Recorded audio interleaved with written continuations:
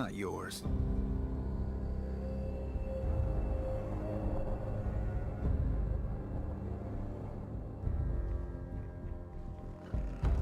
The fog can do a number on you.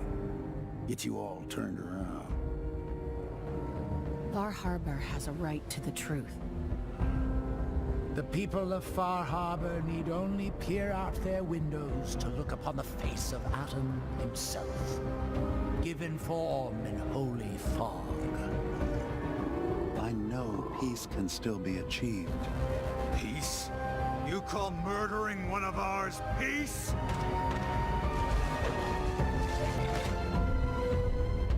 Careful. This could get out of hand real fast.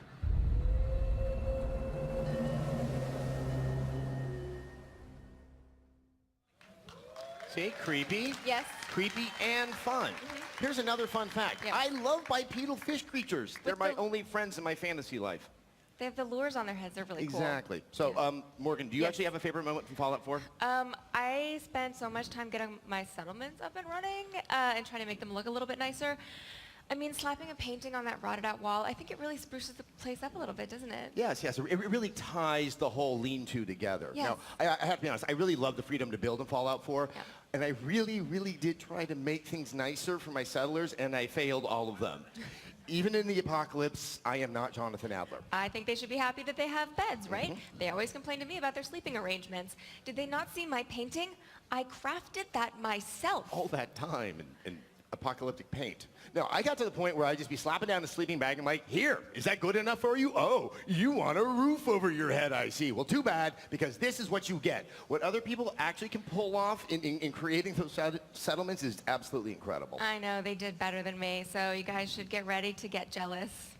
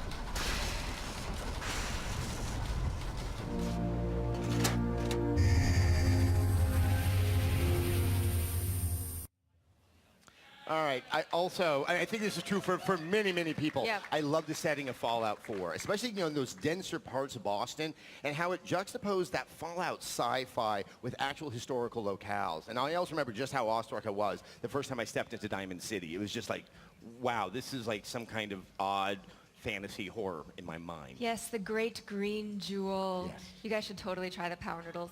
They're worth the price. I didn't really think he was a baseball fan, though. That's why I'm a little surprised about it. Well, no one ever really presented baseball from a survivalist perspective before, so it really kind of got to me.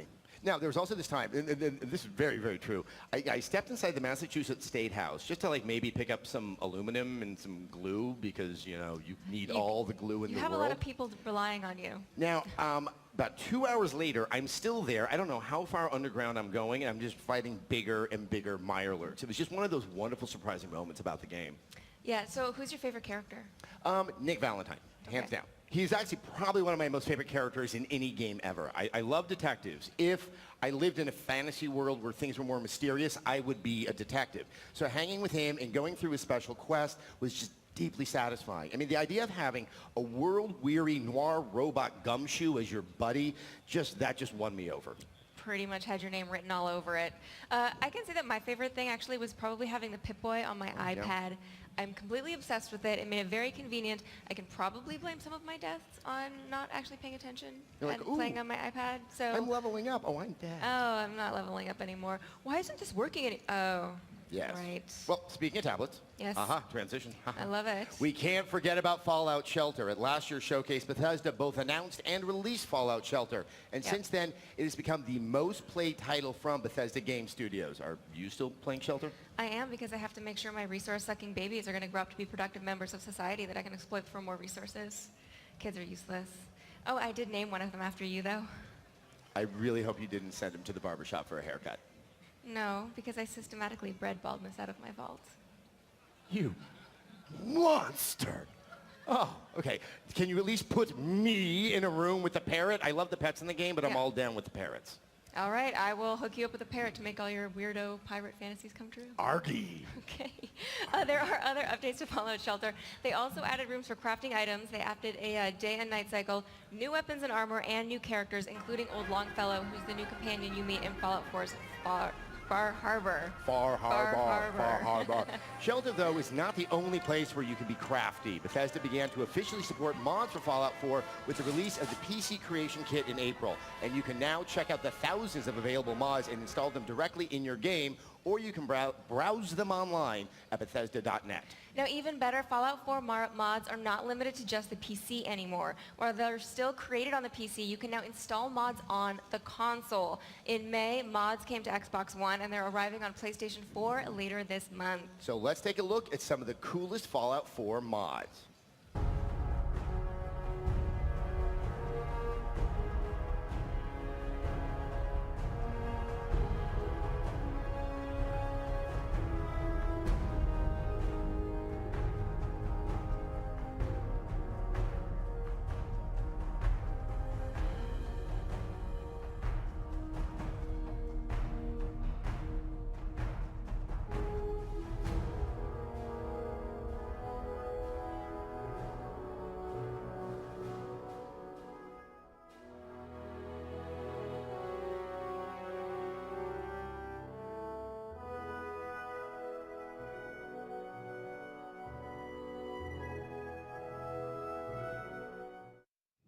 You know, to be fair, that really just scratches the surface of what's available out there as a mod. And I've always been amazed at how creative people are them. It's like with the shelters and the apocalypse. I am just proud to get my pants on in one try. We're proud of you, too. Yeah.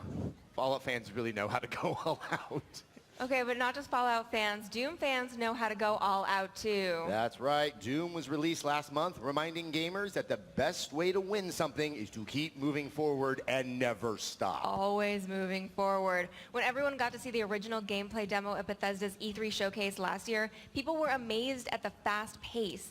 But when we sat down to play, we got to see the depth of the game. I love the rune challenges. I know you are still working on some of those. Yes, that Rich and Richer challenge. Rich Get Richer? With the rocket launcher. Yeah. Tweet at me any advice on how I can do this. I am stuck. We should track down one of the devs to do that for you. That's their job, right? Oh, that's right. We're here at Bethesda. Yeah, right? There's something more convenient. Still, tweet at me, whatever. Anyway, I also like to unlock those classic maps because it really does highlight just how much gaming has changed from when the original Doom really... It didn't create, it wasn't the first, but it really, started the FPS movement. If you want to make something with a classic feel, you can also do that in Snap Map. Yes, and Snap Map is kind of fun for a couple reasons. First, somebody always makes a really, really easy map that gives you 1 billion points. That's the one that I play first. And then second, people make some really interesting and imaginative things. Now, if you guys haven't played around with Snap Map, it's pretty easy when you get started, and it gets really deep if you want to dig in. Things just snap together, hence the name. Snap Map. And you can scroll through available options. You can place every enemy individually, or you can let the AI place them for you. You can create the triggers to spawn enemies, or put them all in one room to build a really uncomfortable hellspawn mixer. Or you can do a lot, and you can do a little. Yeah, and you also, what I love is you have a lot of control over the look and feel of the environment. There are way more options than I imagined. So I was inspired by the grainy filter to work on a film noir adventure with demons. However, I am actually sad to report Fedora's not part of Snap Map. I was disappointed too. Because they're part of every aspect of gaming. But if that's not enough for you, there is, of course, competitive multiplayer. Yes, and the thing I love about the competitive multiplayer is it really is a throwback to when I started out, back in the Tech TV days. days, you know, there was the Quake 3, that kind of classic way of competitive multiplayer. But then when you add in the ability to spawn in as a demon with the demon powers, that's where it also has this contemporary feel, and that really has a really interesting effect on the flow of the matches and how the focus shifts during the course of them. Yeah. Now, Doom and Fallout 4 are just some of the Bethesda games we're playing. And Morgan? Yes. I do understand you've been spending quite a bit of time with the Elder Scrolls Legends, which is the strategy card game based in the Elder Scrolls universe that Bethesda first announced at last year's showcase and is currently in closed beta. It is. So back in late April at PAX East, Bethesda announced the game was in closed beta. I am not ashamed to admit that I was able to snag myself an invite. Aren't you the lucky one? Now, this being a closed beta, I know that everyone has agreed not to utter a word about their experiences, but, you know, it's just you and me right here. So how about you just tell me how it is? No, you're just going to have to see for yourself. If you can get an invite, I recommend batting your eyelashes. Like this? Please. It's not going to work. Hope is not lost, however. There is a video of the game in action. Roll tape! Welcome to the Elder Scrolls Legends, a strategy card game featuring creatures, characters, and lore from across the history of the Elder Scrolls. Each battle begins with a hand of 3 cards. When it's your turn, you draw 1 card needed to play your cards. Place a card on one of 2 sides, called lanes. Some lanes have special conditions that alter the field of battle. Choose to attack a card in the same lane, or attack your opponent directly. You win when your opponent is out of health. Take enough damage and one of your runes will shatter. Each time this happens, you will immediately draw a card that could change your fortunes. Your choices and a little luck can tip the scales from defeat to victory. Battle anytime or anywhere, on your own or against other players. Test your might in a full campaign, in quick skirmishes, or in the arena where you'll face a gauntlet of foes. Build your collection of allies, armaments, and magic. Combine your cards to create powerful decks. Train your cards to increase their power. Choose your strategy. Choose your path. Choose your destiny. And become a legend. Legends isn't the only Elder Scrolls game that's having a moment. The Elder Scrolls Online had a very big year. Yeah, so even though the game has been available for more than 2 years, they've made some really big updates to Elder Scrolls Online since launch. Let's see, there's Imperial City. Players finally got to face off against Molag Bal's army. Then in December, Orsinium added over 20 hours of new content to Elder Scrolls Online. They also made a whole bunch of changes that the community and media really responded to. The Elder Scrolls Online went from what the devs admit was a rocky start to being named Best MMO at the end of 2015. But amidst all the bright news, the Elder Scrolls Online has also recently launched Thieves Guild in April, and Dark Brotherhood also launched on PC just last week. So ever since the launch, they have really wanted to explore the lore that we've all loved in the other Elder Scrolls games. For example, they picked the Gold Coast of Cyrodiil for Dark Brotherhood. Like Kvatch, which 400 years later gets obliterated by Oblivion demons. You kind of want to tell the residents not to get too used to the place or not that attached. As an Elder Scrolls junkie, this is exactly what I love about ESO. It's getting lost in all the expansive lore and geography. And speaking of fans, we would like to take a moment to say hello to all of the Bethesda fans around the globe. From London to Moscow, Paris to Tokyo, gamers have gathered to watch the BE3 showcase. And down in Australia, Bethesda's taken over the Sydney Opera House so fans can watch the showcase live. And earlier today, we got to chat with some of the gamers here in LA who lined up to see the showcase. Let's take a look at what they had to say. All right, here we are. It's a few hours before the start of BE3, but people have been lining up here since, I believe, 7 o'clock in the morning. I know. This is a dedicated fan base. They know that the closer they are to the front of the line, the better seat that they are going to get inside the showcase, and that is a big motivator, I know, for people to get here early, get their seat right in the front of the theater. Exactly. One big screen, front row. It's exciting, but let's better understand some of the hardest core Bethesda fans. All right, now you couldn't have a showcase like this without some amazing cosplay. Now you helped build this, so you can tell us a little bit about it. She's cosplaying Keeper from The Evil Within. It took us forever to make this Tenderizer. and took her about a day to make that.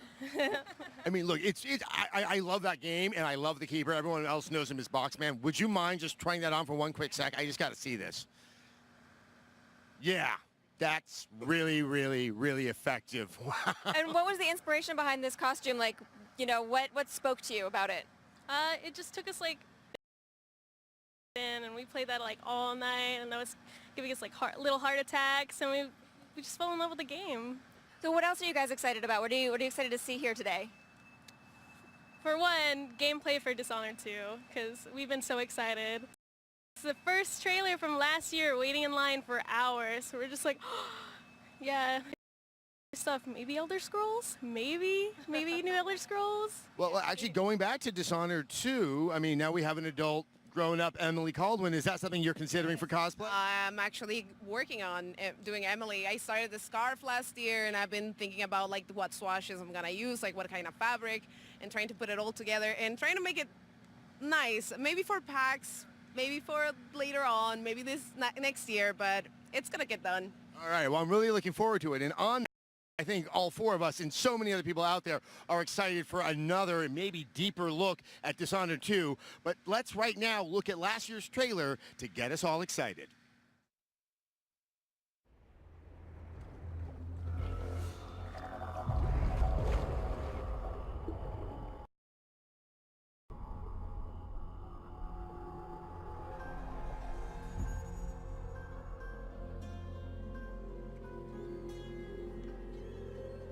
It's happened again. Someone's pulled the rug out from under you, an empire at your feet, and you've lost it all. Be honest, did you really deserve any of it? More important, what would you do to get it back? Careful, there's always a price to pay. What you decide will ripple across the years. Blood in the gutters and corruption on the wind. It'll be fun watching this unfold. What will you do with the power I've given you? How will you make your mark on this wretched world?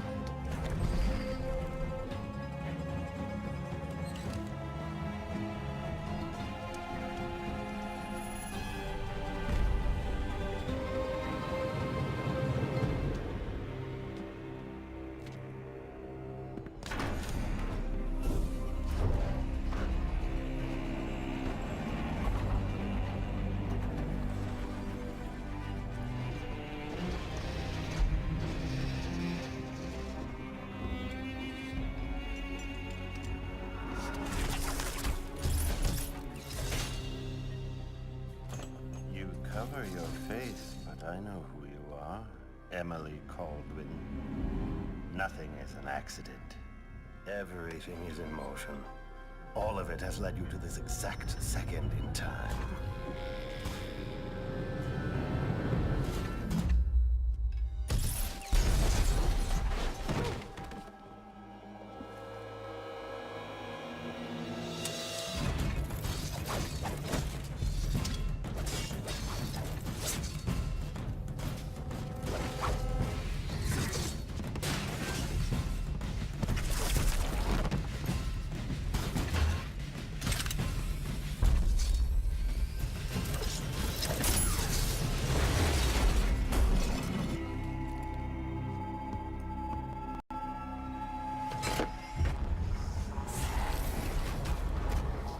Think before you strike.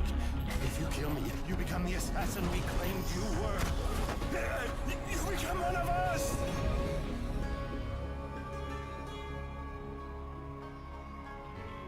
The years are long, but it's always good to see a familiar face.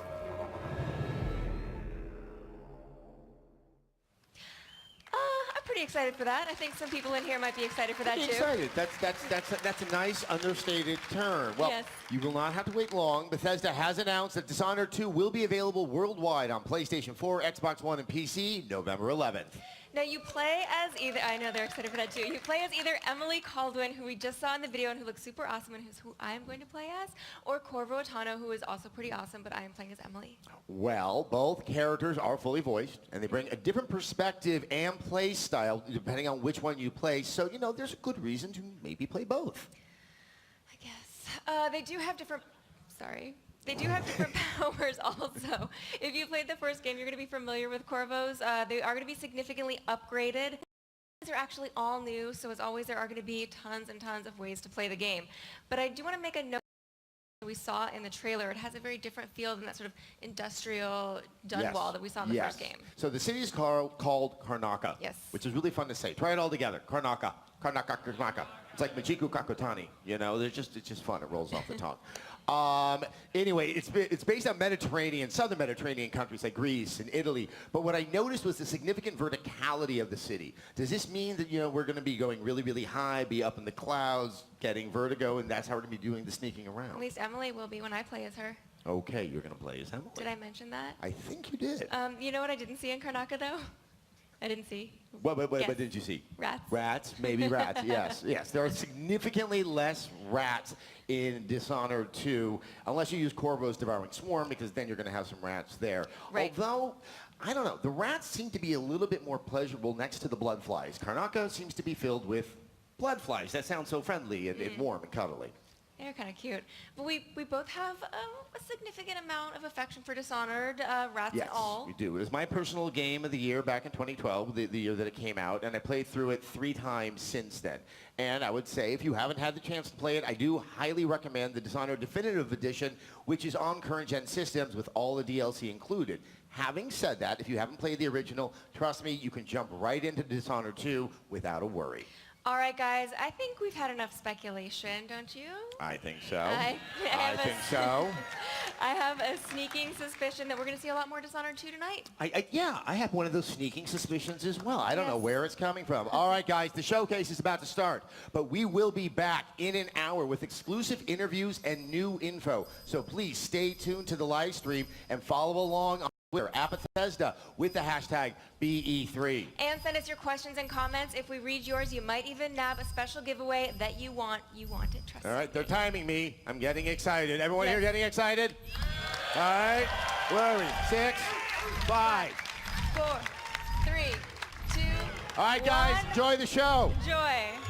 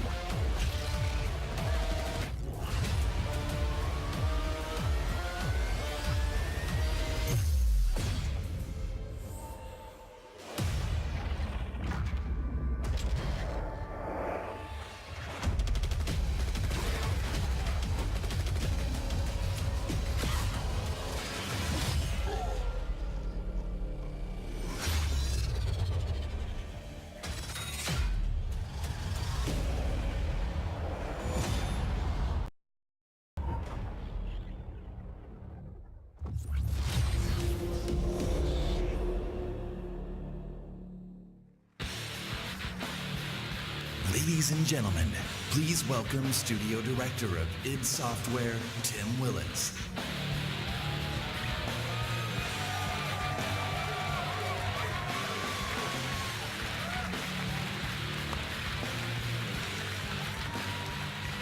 Good evening, and welcome to the Bethesda E3 Showcase. Yes, Quake is back. The game that defined competitive multiplayer is back and better than ever. You know, it's hard to believe that 20 years ago, Quake was first released. And, you know, if you'll excuse the pun, the aftershocks can still be felt to this day. Quake set new standards for multiplayer and pushed the boundaries for graphics and gameplay. Quake also became a pioneer for esports, and 20 years later, Quake is still played in tournaments across the globe. The biggest of those tournaments is our very own annual gathering, Quakecon, which will attract this August tens of thousands of people to Dallas. As a co-designer of the original game, I'm extremely proud and excited to be standing here today to announce the next chapter of this great game, Quake Champions.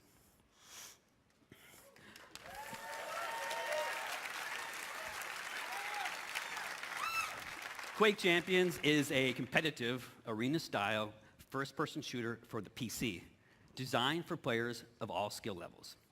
Whether you are new to Quake or have been fragging for the last 20 years, Quake Champions will give you the challenge and rush you'd expect from id Software multiplayer games. Now, we know that high-end performance is critical with this type of game. You know, so be assured, as with any id Software game, that Quake Champions will be fast, with amazing graphics running at 120 hertz with unlocked frame rates. Yes. You're going to get heart-stopping action that will keep you on the edge of your seat as you fight in classic arena combat. Quake Champions also taps into another hallmark of the franchise, unique and badass characters. The game features a diverse cast of warriors, each with different attributes and unique abilities, allowing you to fight the way that you want. It has a long tradition of supporting competitive tournaments, and that continues with Quake Champions. The game is designed for world-class esports play at every level, from the world's greatest Quake players to anyone willing to test their skills in the arena. So as part of the launch plan for Quake Champions, Bethesda will be supporting and expanding competitive tournaments and leagues beyond Quakecon, and we'll have more to share about that in the coming months. I hope you enjoyed this sneak peek into our newest game. Join us at Quakecon in August, and we'll have even more to talk about. And now, please join me in welcoming Bethesda's Global Vice President of PR and Marketing, Pete Hines.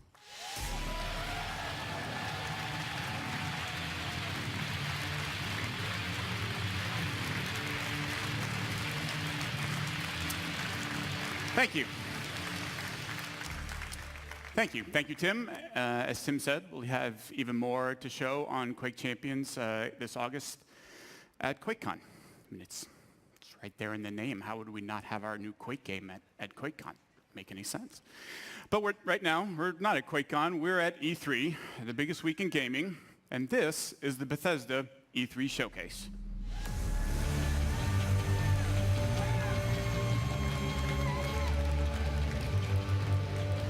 So welcome to everyone here with me and to the millions of you watching online around the world. Thank you for joining us. We planned this showcase just like we make all of our games for you. Now, last year our showcase kicked off a big year for Bethesda, one of the biggest in our many years of making games. So let me mention just a few highlights. Online was released on console and became one of the best-selling games of 2015 and was named MMO of the Year.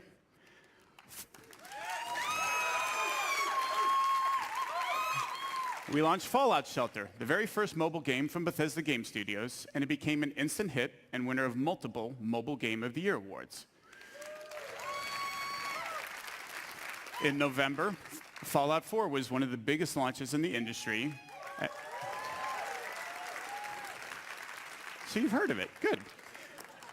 And won numerous Game of the Year awards, including at DICE and again at the BAFTA Awards. And now Fallout 4 is bringing user mods to Xbox One and soon to PS4 in a way that's never been seen before. And just last month, the new Doom was released to rave reviews. Now, the original Doom almost single-handedly popularized first-person shooter games, and now you have a new Doom game, faithful to its legacy with some of the best graphics and gameplay ever, and millions of fans have been enjoying the fast-paced action and creating and sharing mods using SnapMap. The response to all of these games has been amazing, and your enthusiasm and support for us has encouraged us to go even bigger. You just heard about our new Quake game. Let's see what else we have planned for you guys. At last year's showcase, I told you about The Elder Scrolls Legends, a free-to-play collectible card game. Now, as I said last year, I am a huge fan of these games. I play them a lot. So this is a game I'm particularly excited about. Legends provides a very deep strategy experience through both single and multiplayer modes, beginning with a campaign complete with a compelling story, interesting characters, and some great gameplay. The story is told from the perspective of a moth priest named Kellen. I'll let him tell you a little more as we take a look at the campaign's opening cinematic.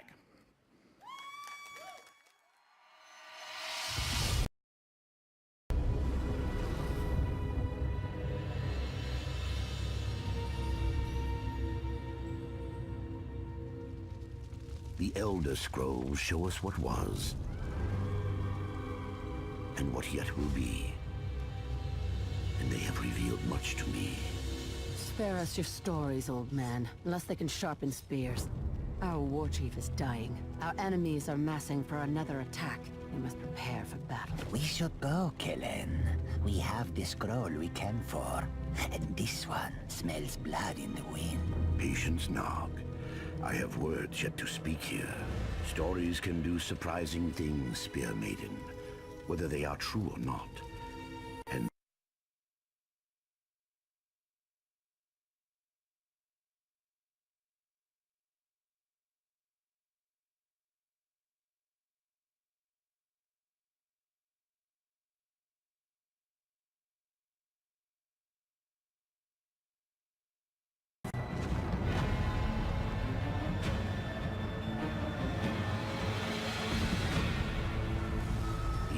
fled north, leaving Cyrodiil to the invaders. This is the story of a forgotten hero who changed the very course of history.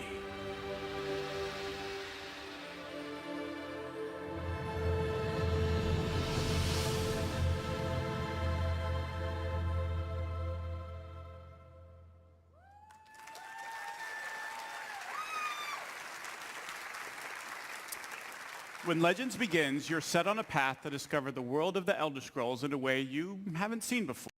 Choices you make define your approach and unlock all the depth the game has to offer.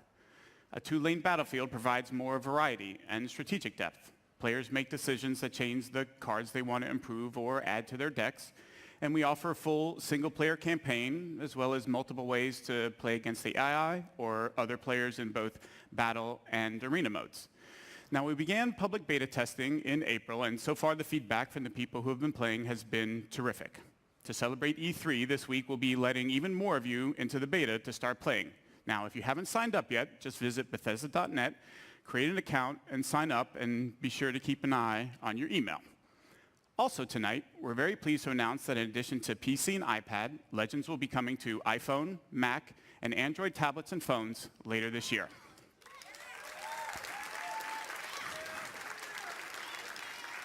As I said, I'm very excited about Legends as it brings together an award-winning franchise that I love and a new genre, and whether you're a veteran strategy card fan or have never played a game before, it's a game we think you'll all really enjoy.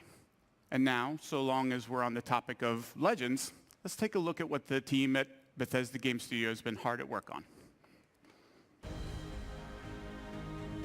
Welcome here to Bethesda Game Studios. It's amazing to think it has only been a year since you first heard about Fallout 4 at this very event.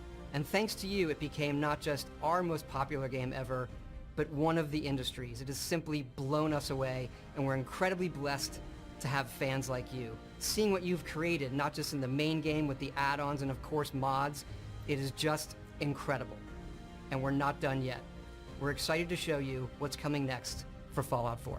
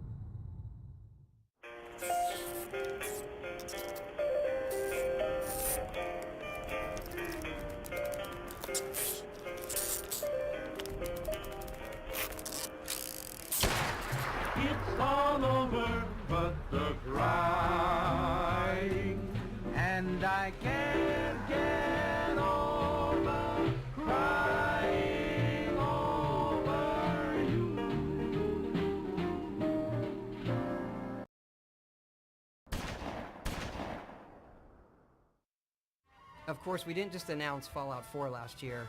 We also announced and released Fallout Shelter, which over 50 million of you have downloaded and played. We have a really big update coming out. Take a look.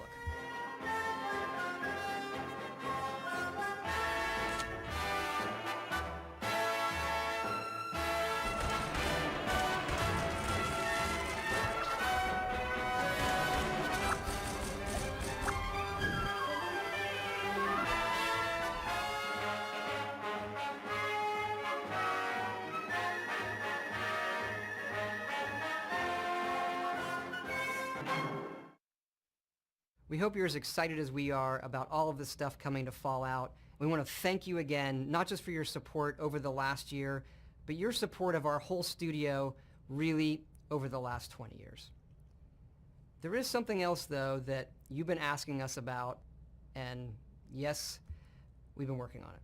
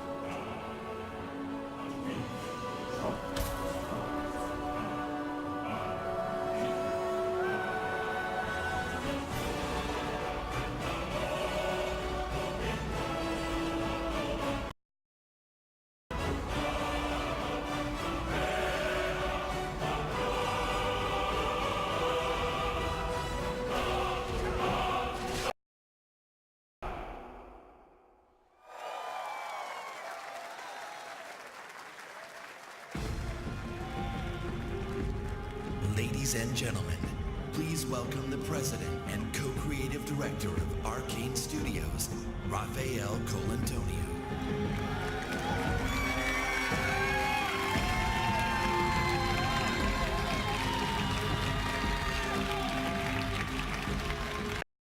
Thank you. Hi everyone, I'm very excited to be here tonight on behalf of Arcane Studios, the makers of Dishonored. Our passion is for a very specific kind of game, first person. Our games blend narration and simulation in a way that makes every player's experience different, where players can improvise and where choices have consequence. Our games encourage replay in order to try different playstyles so that players are free to play their own way. In 2012, we released Dishonored. We were thrilled that the game was so well received by the gamers and the critics all around the world. That was like one of the best feelings for us developers. At launch, my friend and co-director Harvey Smith took the lead on Dishonored 2, so he went to France in Lyon and worked with the team over there. Meanwhile, I have been busy in Austin working on something else with the team in Austin. And tonight I have a surprise for you. I'm going to reveal what that surprise is in a minute. It's a new game built on the values that are so dear to Arcane. It's another first-person immersive game set in a dangerous universe. Only this time we've added a psychological thrill. Here is the world's first look at what we've been up to. Good morning, Morgan. Today is Monday, March 15th, 2032. You have a 9 a.m. appointment with Alex in his office. There is no duration set for this meeting. There is a 3 p.m. meeting in TranStar Conference Room A to greenlight research and development plans. Please confirm your attendance prior to arrival. The most recent test results from the Psychotronic. Good morning, Morgan. Today is Monday, March 15th, 2032. You have a 9 a.m. appointment with Alex in his office. There is no duration. Good morning, Morgan. Today is Monday, March 15th, 2032. You have a 9 a.m. appointment. Good morning, Morgan. Looks like we have some tests to run through today.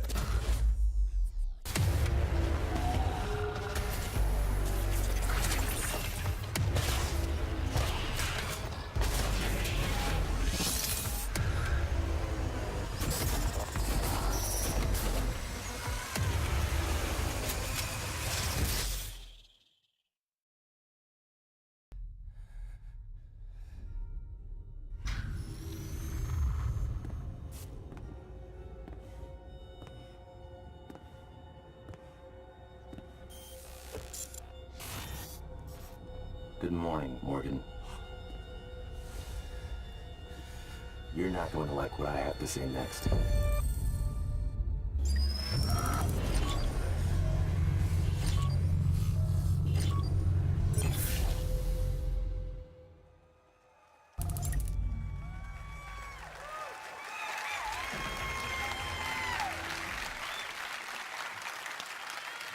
In Prey, you awaken aboard Talos 1, a very special space station. It is year 2032. You are the key subject of an experiment meant to alter humanity forever. But things have gone wrong, of course. The space station has been overrun by an alien threat, and you are now being hunted. As you dig into the dark secrets of Talos 1 and your own past, you must survive using all the tools at your disposal on board of the station. Your wits, weapons, and mind-bending abilities. Prey will be available next year on Xbox One, PS4, and PC. We'll have more to show at the Quakecon, so be sure to join us there. Thank you.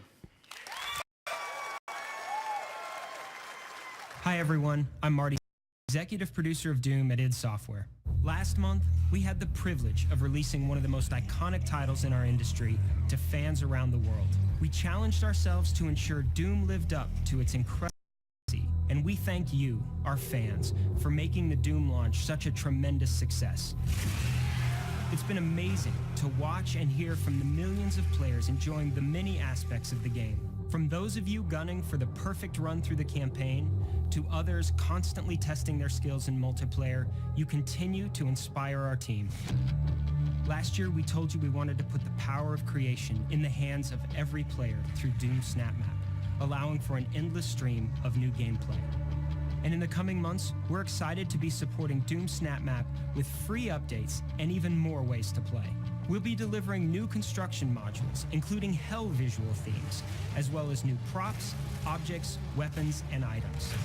While creators can look forward to new logic options and functionality, like the ability to create true single-player experiences with features like the popular weapon wheel found in the campaign. And here, every SnapMap feature and update is free for every player. For multiplayer, next month we'll release 2 new modes, including a uniquely Doom variant of One Flag CTF called Exodus. There's an all-new multi-zone capture and hold mode called Sector.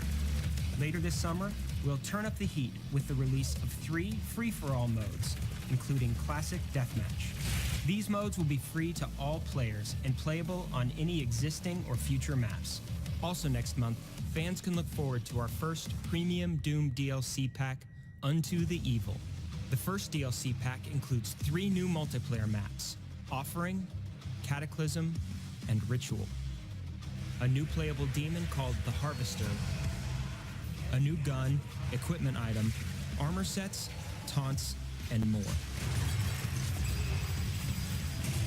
With just a month past since our launch, we hope you've only scratched the surface of fun we packed into the game, and we can't wait to give you even more ways to compete, create, and fight like hell. Thank you.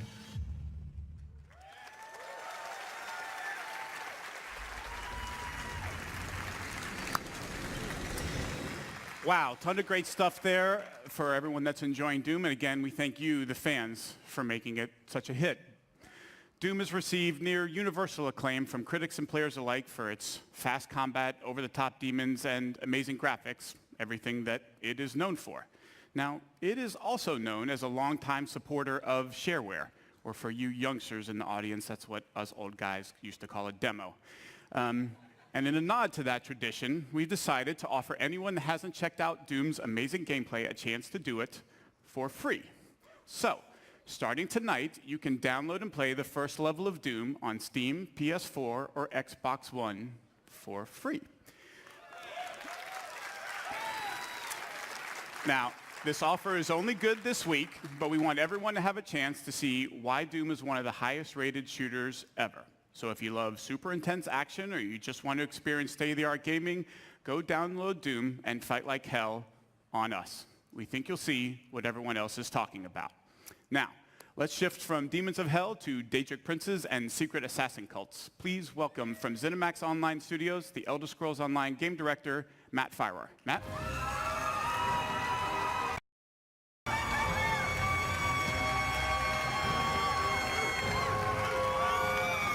Thanks, everyone. Good evening. This week is the one-year anniversary of the launch of The Elder Scrolls Online on Xbox One and PlayStation 4. Because we were launching the game this time last year, I was a little busy and I wasn't able to be here in person, but I made sure I was here this year to tell everyone what's been happening with The Elder Scrolls Online. From the console launch last June to the release of 3 critically acclaimed DLC game packs during the year, all of us at ZeniMax Online have been really, really busy. But before I go any further, I want to take a moment and thank all of our fans for your support, your enthusiasm, and your feedback. We take it really seriously, and we continue to work to improve the game. And based on the response, you like the changes.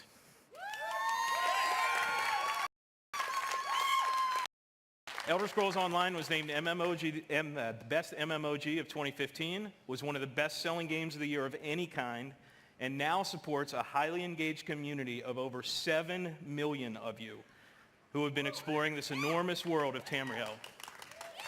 Let's take a look at some of the highlights from the Elder Scrolls Online from launch onward.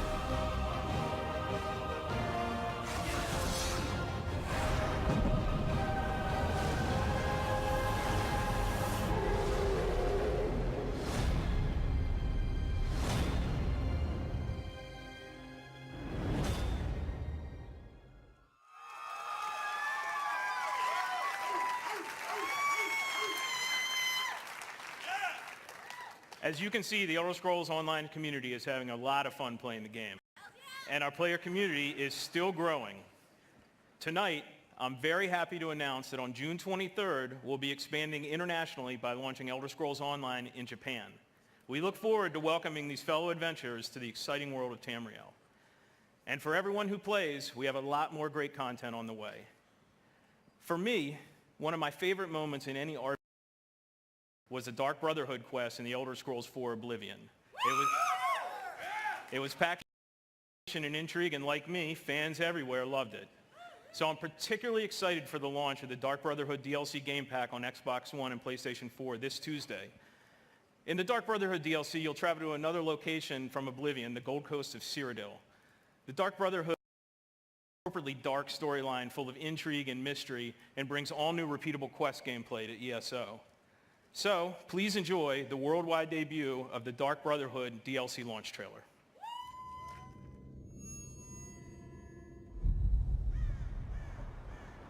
Sweet mother, send your child unto me. For the sins of the unworthy must be baptized in blood and fear. This is like sacrament, initiate. A contract that calls for murder. Now, go, assassin. Take your blade to the night. Be rewarded for your service. In our business of death.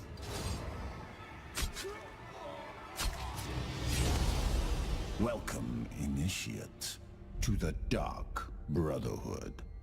And know this, in Tamriel, no one is safe.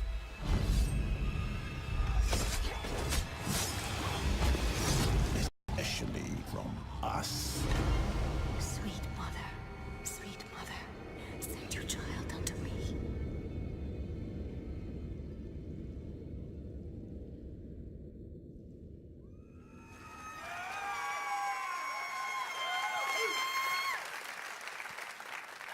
Our PC players are already having fun sneaking around Tamriel and learning more about this mysterious group. And we can't wait to see what happens when our console players get to experience the Dark Brotherhood this week. But that's not all.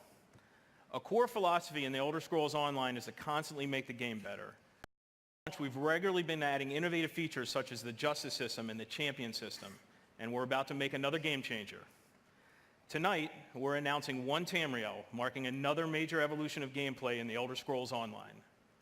With One Tamriel, all characters will be automatically leveled to content in the world, allowing them to freely group with anyone and also to explore the vast world of Tamriel with no level restrictions. This means all content barriers are gone and there are no restrictions on alliances or questing. From the moment you get out of the tutorial, the entire game world is open for you to explore freely. You can go wherever you want and play with whomever you want. This is the first time this has ever been done in a multi-platform RPG. We'll think you'll love it.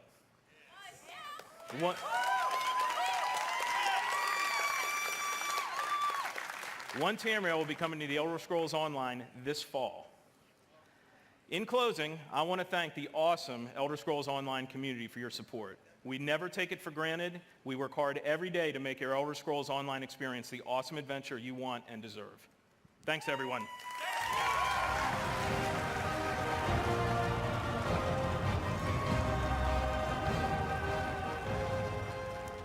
Thank you, Matt. Well done. Now, we want you to get as much as possible out of this year's showcase. So, this year, after we're done here in the hangar, we're just going to keep the showcase going.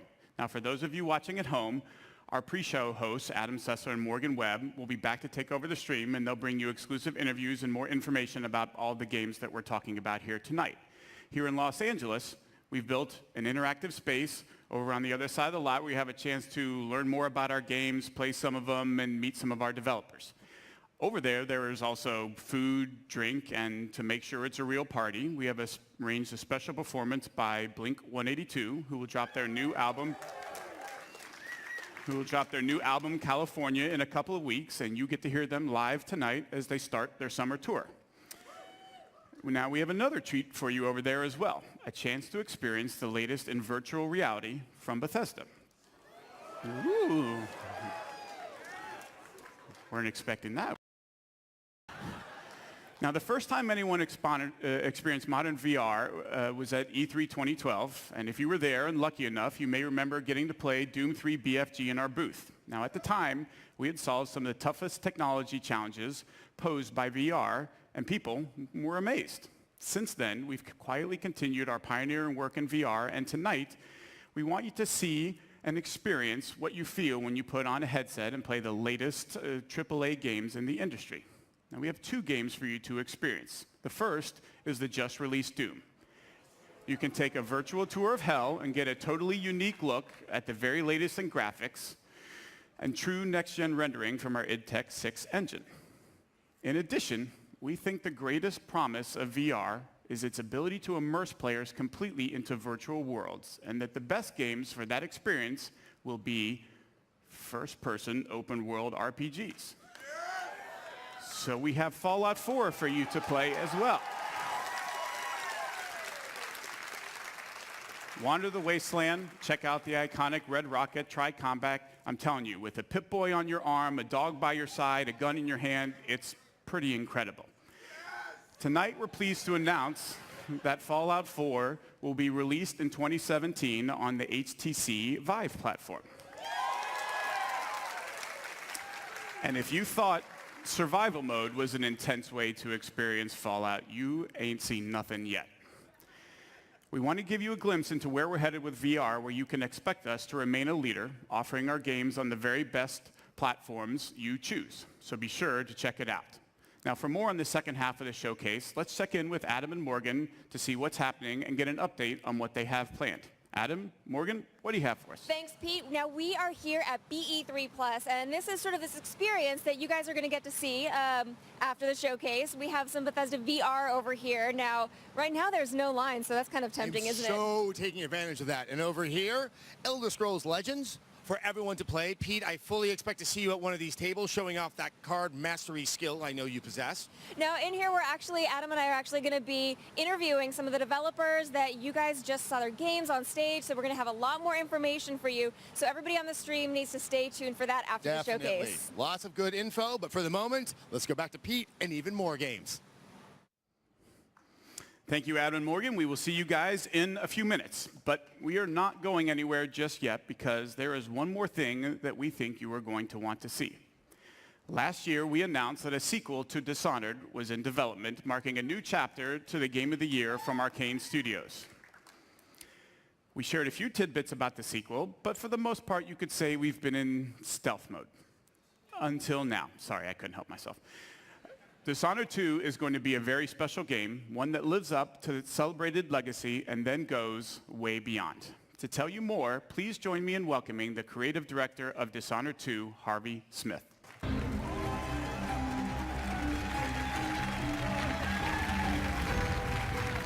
Wow. Thanks, Pete. Hi, everybody. In Dishonored, you play a supernatural assassin in a steampunk city.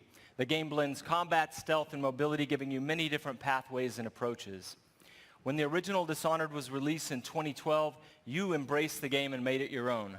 You discovered moves and combinations of powers that we didn't even imagine.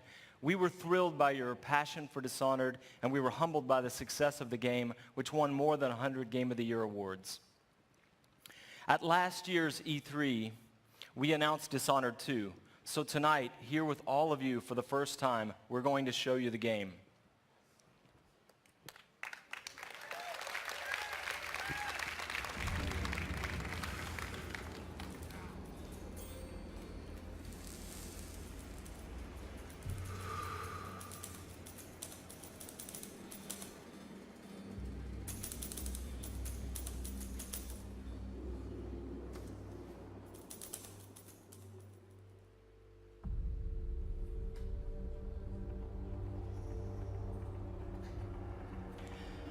Welcome back to the Empire of the Isles, a rich, Victorian-inspired fantasy world with a distinct style and an exotic cast of characters. For Dishonored 2, we wanted to explore a new location, Karnaca, the jewel of the South. Our approach to world creation is very layered. Our art and design teams work together to create a strong sense of place with a well-realized culture. It's based on the people living there, the work they do, the architecture, economy, the climate, even songs.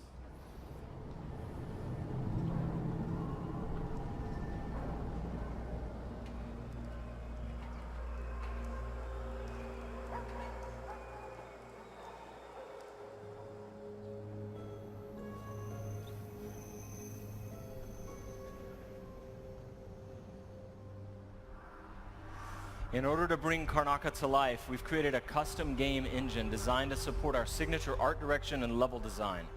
We wanted Dishonored 2 to resemble a painting in motion, so we've given considerable thought to our lighting and the way it plays across every surface. We've created custom tools to support the interruptible, real-time narrative scenes necessary for a stealth simulation. And the same is true for our approach to audio, both in terms of atmospherics and stealth gameplay. Make Karnaca more vivid thanks to our new technology, which we call the Void Engine.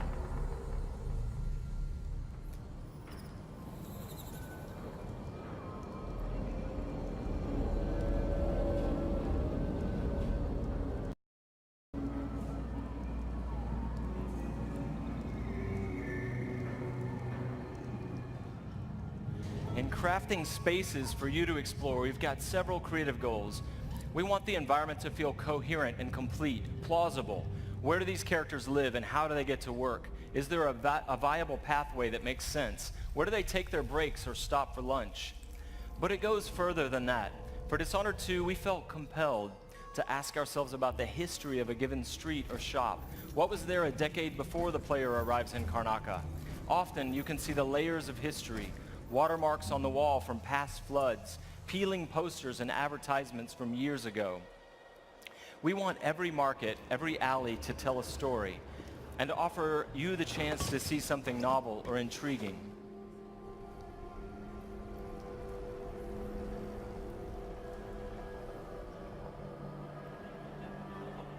Dishonored 2 starts and ends in Dunwall, but most of the action takes place here in Karnaca.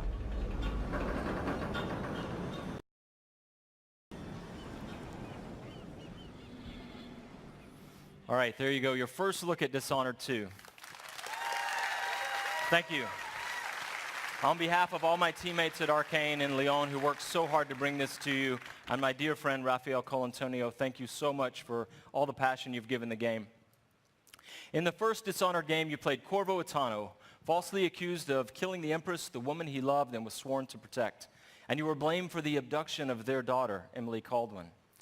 After escaping on the night of his execution, Corvo is gifted with supernatural powers and dedicates himself to avenging the death of the Empress and restoring young Emily to the throne. As we began to work on Dishonored 2, a single question haunted us. What became of Emily Caldwin? How would her experiences affect her, and what kind of ruler would she become? We envisioned Emily grown up, 25 years of age, and then we began to imagine what she'd be like as a heroic figure, as someone fighting for her life against the forces of deceit. We developed a vision for Emily Caldwin that excited us, and at E3 last year, we shared that vision with the world. Dishonored 2 is set 15 years after the first game. Emily Caldwin rules the Empire, watched over by her father, Corvo Attano.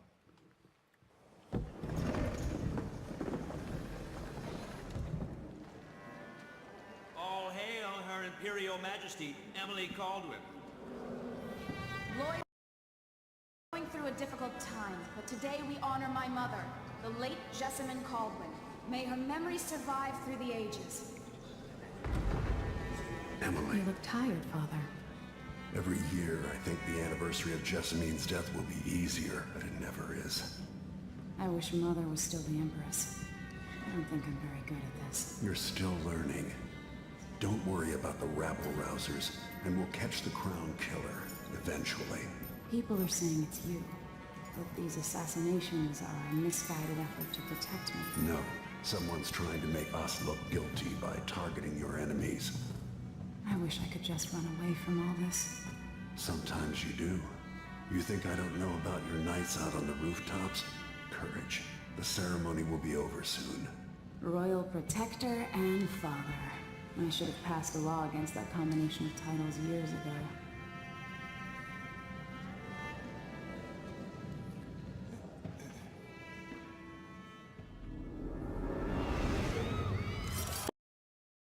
The usurper seizes the throne, the fate of the Empire is left hanging in the balance.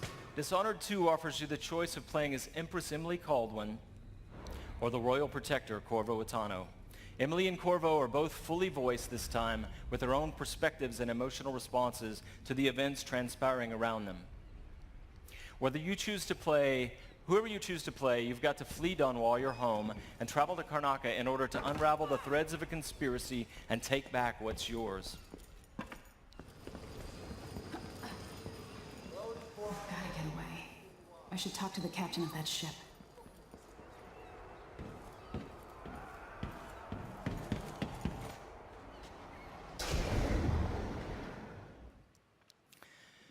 Dishonored is known for unscripted, simulation-driven missions where no two players ever have the same experience. There are many pathways to explore as you penetrate well-defended locations, numerous ways to find and eliminate nefarious targets. In crafting the missions for Dishonored 2, we've put a much greater emphasis on big, interesting themes, either from a gameplay or fictional standpoint, making each mission a wildly unique place to explore. I'll explain a little bit more about that. Today we're going to show you the Dust District, an industrial ruin ravaged by terrible storms that hit at random intervals. In the Dust District, a militant religious faction called the Overseers is at war with the Howler Gang. The leaders of both factions are trying to take each other down. You can side with the Overseers or the Howlers or neither. There are many ways to complete the mission. She'll tell you more.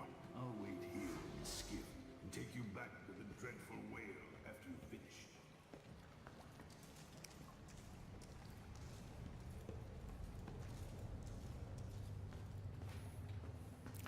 Everything you see here is rendered in the Void engine, designed to create atmospheric and exploration-rich spaces.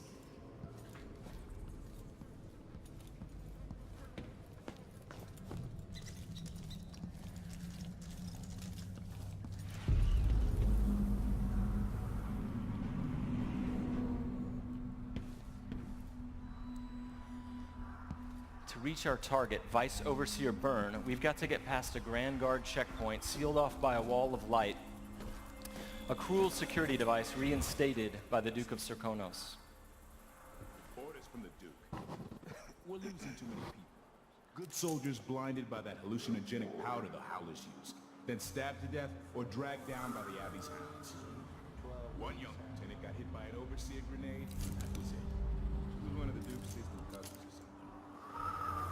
something. Shit. Let's hope they do enough damage to each other so the fight goes out of them. That won't happen until someone manages to kill either Paulo or Vice Overseer. We've made much greater use of vertical space for Dishonored 2, encouraging players to explore the rooftops above the streets. Out of my ears.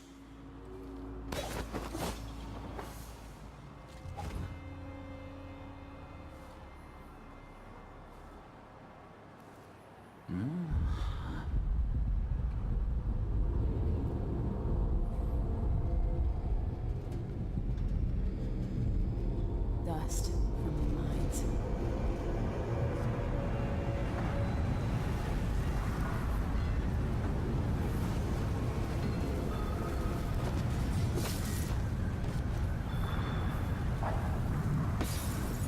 The storm alters visibility for the AI and for the player. A random storm hits and Emily comments on it. Many of the security devices in Dishonored 2 are powered by wind, a unique feature of Karnaca, so here we're switching off the windmill to get through the wall of light.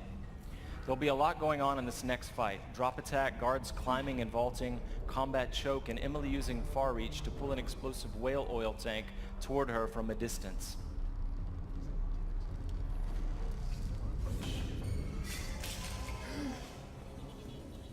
You aren't going in! So dead! Let End the road for you! Hey you! Come here!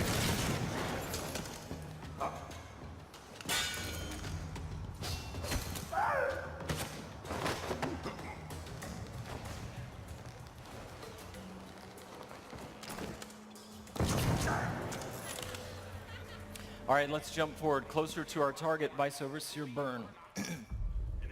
The Overseers are fighting the Howler Gang for the hearts and minds of the people of Karnaca. What happens here will influence Karnaca's future and the endgames. The Vice Overseer hasn't shared his plans with me. He's upstairs now, so I assume we'll learn something before long. Here we're going to use Emily's Mesmerize power to lull a group of Overseers into a stupor, evading combat altogether. Mesmerize, they won't notice Emily or even remember that she was here. There you are. I feel so empty right now.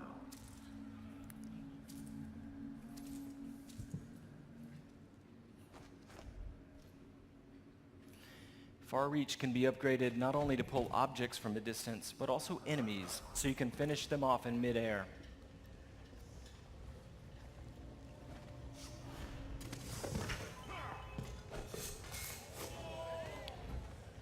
This time, all of Emily's powers, which are new, and all of Corvo's can be fully upgraded using entirely new skill trees, giving you the ability to customize more deeply. If you're new to the Dishonored series, it's all about options and exploration, playing at your own pace. The game has many different pathways through each mission, and also different approaches, stealth or combat, lethal or non-lethal, and a wide array of supernatural powers that will dramatically change the experience as you play. We're very close to Vice Overseer Byrne's office now.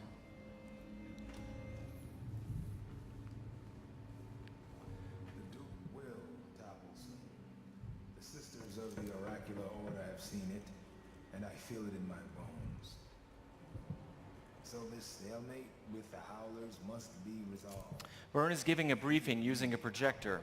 We're going to plant a stun mine and then link several of the Overseers with Emily's domino power, so that whatever happens to one of them will happen to all of them. They share the same fate. Died trying to break power. We suffered fatal injuries. Somehow he comes back the next day to fight again. Whatever witchcraft he has. Switching off the projector will attract Vice Overseer Byrne's attention, and when the mine affects one Overseer, it will affect all of them. Go check, brother. Right away.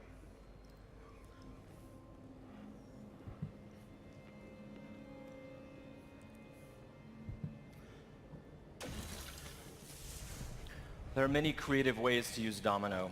Now we're going to show you Shadow Walk, another key power for Emily.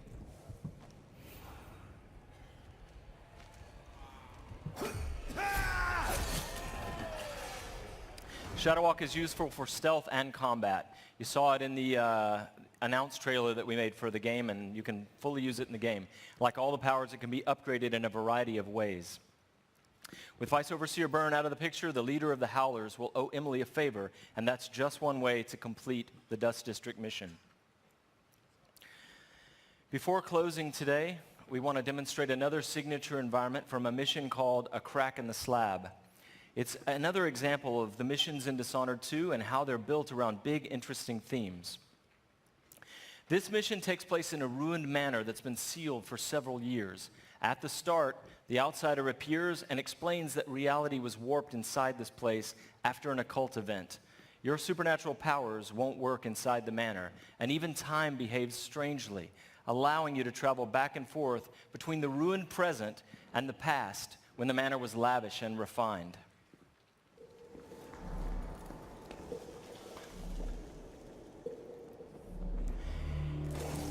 Here we're in the present when the manor is in ruins.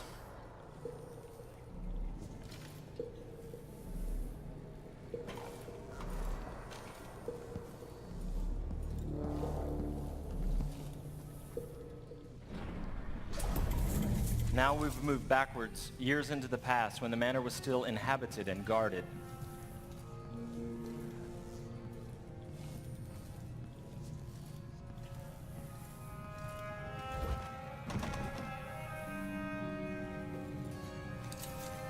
Looking through the lenses of the outsider's timepiece, you can see the alternate timeline.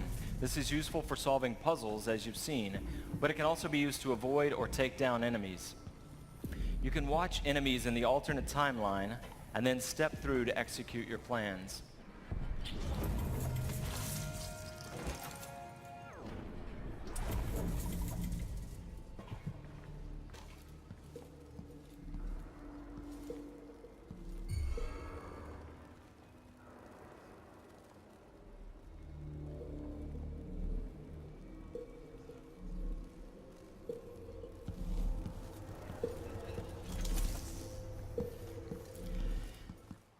We hope you're going to love the game as much as we do. Thank you, thank you. I have to once again give a shout out to my team in France. They've worked so hard and they are so passionate about the game and the first game. They're really ready for you to get you guys to get your hands on it. And you don't have to wait long. All of you can leave your mark on the Empire of the Isles because Dishonored 2 will release on PlayStation 4, the Xbox One, and PC November 11th, 2016. But before I go, I've got one more thing for you. This is the worldwide launch of the Dishonored 2 gameplay trailer. You're seeing it here first. Good night.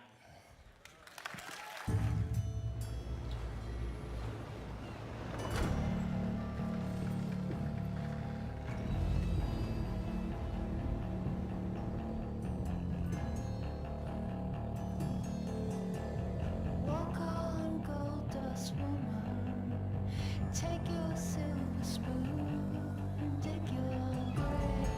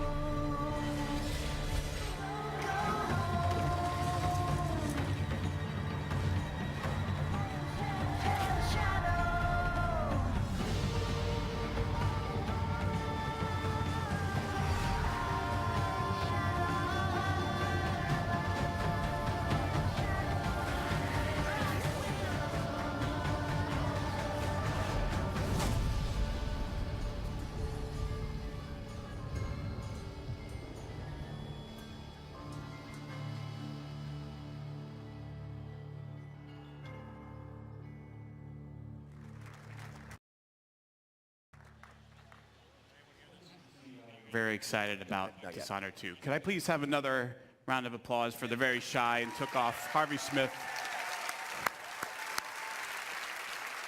and everyone at Arcane Studios. Those guys are fantastic. They've been working their butts off. Now, one of the things that Dishonored fans have been asking about a lot is whether or not we're going to do a collector's edition. So tonight, I'm happy to confirm that yes, we will be doing a limited number of Dishonored 2 collector's editions.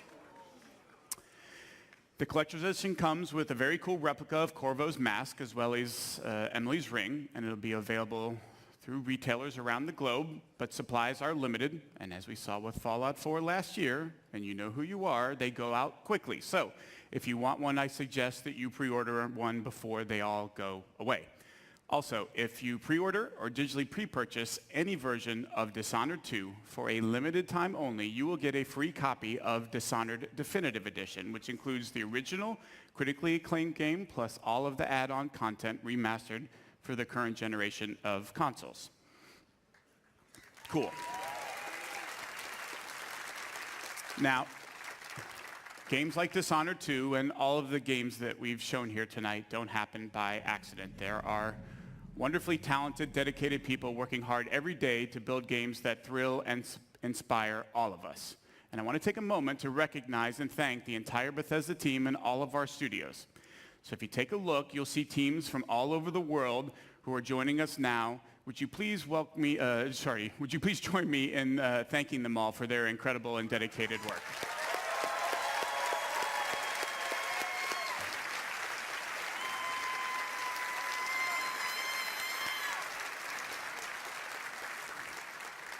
Thank you very much. That was great. So, from Quake Champions to Dishonored 2, from The Elder Scrolls Legends to Prey, plus all of the new content for Doom, The Elder Scrolls Online, Fallout 4, and Fallout Shelter, and the latest in virtual reality gaming, it should be another big year for Bethesda. Now, this has already been a great night, and we want to commemorate this moment and give you guys something special to remember it by. So for all of you here in Los Angeles, when you leave tonight, you'll get a special t-shirt.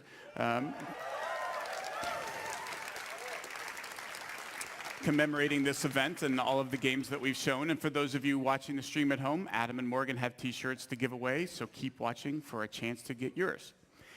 And that is everything we have to show you from this stage. So if you're here with me in the hangar, you can head over to the other side of the lot. If you're watching online, don't go anywhere. Adam and Morgan are about to take over the second half of the stream. For the rest of our showcase, from all of us at Bethesda, thank you all so much for playing our games and joining us. That's it for me. Have a great night. Adam and Morgan, take it away.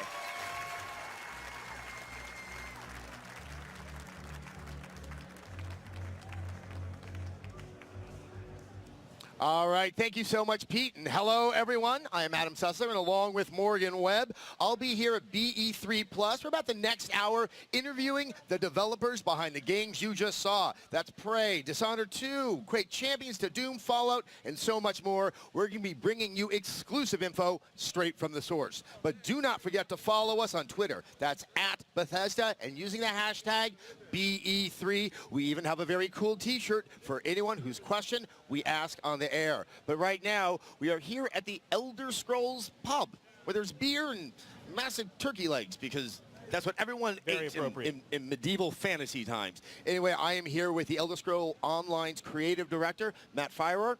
So good to see you.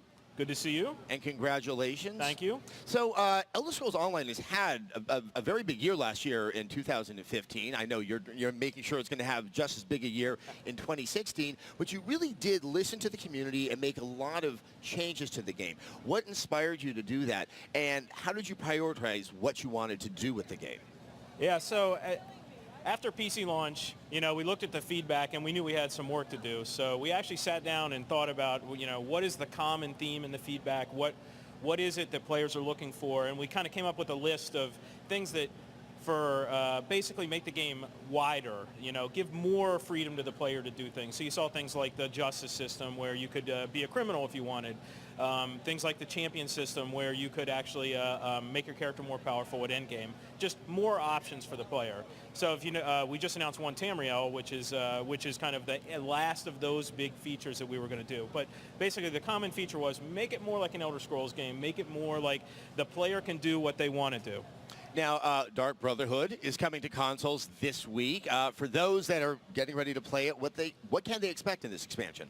Yeah, the Dark Brotherhood, you know, is one of my favorite organizations in any Elder Scrolls game. So, you know, it's a piece of Elder Scrolls lore that we really wanted to dip into, and that's kind of what we do in Elder Scrolls Online. Is we pick, you know, hallmark things like the Thieves Guild and you know, the Dark Brotherhood and Orsinium, which players hadn't seen in forever. The Dark Brotherhood, you know, it's a story of political intrigue, assassination. You join the Dark Brotherhood, you learn a lot about this kind of secret organization, and we're really excited for console players to be able to get to it this week. Let's talk about what you just mentioned, One Tamriel. Obviously, a big announcement, a big initiative for you. Let's get into greater detail about what that means in playing Elder Scrolls Online. Yeah, so, you know, what it really means is it makes the game much more social, because players are divided right now in the game by level, by alliance. And, you know, in the Elder Scrolls kind of way of playing an Elder Scrolls game is it's freedom. And so we really want to give players the freedom to kind of experience the alliance that they wanted, to group with whoever they wanted, and to really just walk across the world in the way that they want to go. And One Tamriel achieves that. It'll be much easier to find a group because anyone can group together. If you're an experienced player and you want to get help a less experienced player, you can do it because you can group together. And it's a very social way to play the game. The part that just kind of fascinates me about it is that's a very dramatic change to the game. You had these structures, you had kind of players kind of in certain areas for certain levels that they're playing the game, and then it would open up others. What does that mean from a design standpoint to suddenly take that all away? I mean, that sounds like a lot of work and consideration. Yeah, it's a big change, but the savvy players will know we've been doing this for a while now in our DLC, and we've been kind of implementing the system and kind of honing the fine edges in Orsinium and Dark Brotherhood and Thieves Guild. So basically what it does is it levels the player to the content and then allows them to group together. So we've really been working on this for a while, and now we're spreading it to the whole game instead of just in the DLC. Well, my final question, I don't even know if it is a question, but community obviously means a lot. You know, you've gamed 7 million players, you're making them happier, you're listening to them. They're out there right now. Is there anything you would like to say to the Elder Scrolls Online community to get them all the more amped up? Absolutely. You know, the Elder Scrolls Online community is amazing, and it's very large, and I was very happy to be able to give the number of that community, which is 7 million. So, you know, a lot of people, and they're very passionate, and we work hard every day to make the Elder Scrolls Online better. And I just want to say one thing. We're working on a lot more things than we talked about tonight. So stay tuned to E3 coverage, and we'll be talking about a lot of other things that you may be interested in besides what we talked about tonight. But seriously, I thank the community. You guys are great. You're why we do what we do. Matt? You're always a good guy. Absolute pleasure to talk to you, and congratulations again on all the announcements. Now, for all of you out there, I'm excited about Dark Brotherhood, so let's take another look at the Dark Brotherhood trailer, and stick around afterwards. Morgan Webb is going to be talking with ID's Tim Willits about more on Quake Champions in a moment.